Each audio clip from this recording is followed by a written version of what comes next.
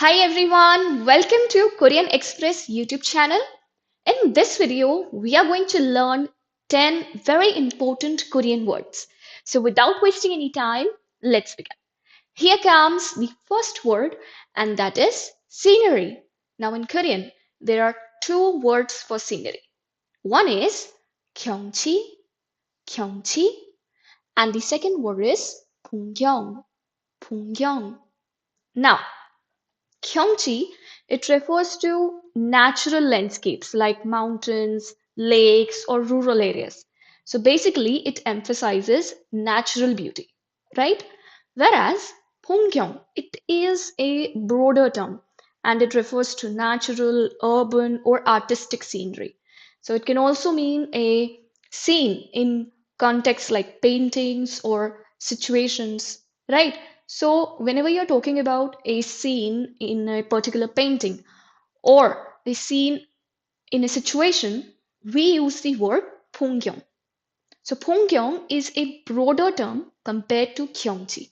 But when you are talking about a natural scenery, then we prefer using the word gyeonggi. So, this is the basic difference between these two words, although their English translation is scenery. All right. Next comes the Korean word for comics or cartoon, and that is manhwa. Manhwa. This is a very popular term when it comes to comics or cartoons. So, manhwa, as I said, it refers to comics or cartoons in Korean, and it includes various forms of visual storytelling, such as comic strips or animated cartoons and comic books. So, this term is widely used in South Korea to describe different types of comics. And if you want to know a little bit more, then this concept, manhwa, it is similar to Japanese comics, that is manga. So, Japanese comics are called manga. It is somewhat similar in name also, manga, manhwa. So basically, the culture of comics, the Korean culture of comics, it is similar to that of Japanese comics. Okay, now let's see the third word, and that is the Korean word for karaoke, 노래방, 노래방. Now, it is very easy to remember this word. Why? 노래 in Korean is song. The Korean word for song is 노래. And bang means room. So, song room, basically a room where we sing songs, is 노래방. And this is what karaoke is, right? So, the culture of karaoke in Korea is very popular. So, 노래방 can be found at many places in Korea.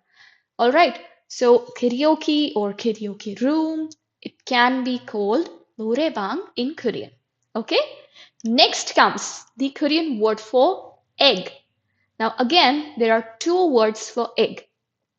One is 계란, 계란, and the second word is 달걀, 달걀. 계란 is a Sino-Korean word. That is, it is derived from the Chinese language. Whereas 달걀 is a native Korean word. So this is the basic difference between these two words for egg. Both of these words, they can be used to say egg in Korean. The only difference lies in their origin. 계란 is a Sino-Korean word, whereas 달걀 is a native Korean word. Okay? Now comes the fifth word of this video, and that is alcohol. It is very easy. 술, 술. One syllable word. The Korean word for alcohol is 술. Next comes the word for vacation in Korean. Again, there are two words for vacation. One is 방학, 방학, and the second word is 휴가, 휴가. Now, 방학, it refers to school vacations, such as summer or winter breaks. So it is commonly used for students and schools. Now, if you want to remember this word, then here's the thing. Hak comes from Hakyo. Hakyo is school in Korean. right? So hak comes from there. So pangat is a school vacation, right? Easy to remember. And hyuga, it refers to a vacation or leave for working adults, like time off from work. So it is commonly used in professional or workplace setting. So hyuga is commonly used in working people when they go on a vacation or they go on a leave. Then they use the word hyuga for that. All right. Next comes the Korean word for snack, and that is kanshik. Kanshik. Kanshik.